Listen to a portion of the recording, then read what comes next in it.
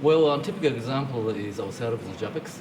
JAPEX is formally that depend on that domestic the gas fields, but because of that expanding the business focus, we're expanding a lot of that energy sources outside Japan. So many companies are doing the same things.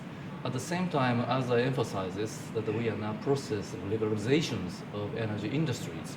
So many new players are now willing to enter this market. For example, the train companies or IT companies or real estate companies, they are selling their service or products together with energy to acquire the stable customer basis. So that it is really the surprising, unknown that players that emerging in energy industries.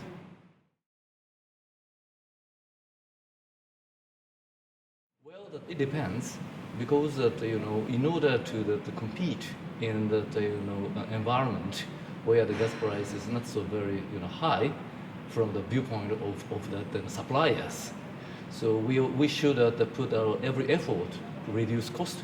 It's some sort of the producing source gas as well as the logistics and liquefaction project and also the transportations. So no matter where it is the same the challenge to reduce costs. But at the same time that there's some sort of political stabilities and economic stability is very important, no matter what level of the oil price. So we are pursuing, in our case, is Canada as one of the main project in our portfolio.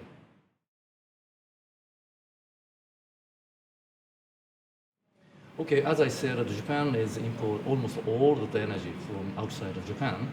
So one thing that we should diversify that every corners. I mean that some sort of balance of the energy source as well as the balance of the locations.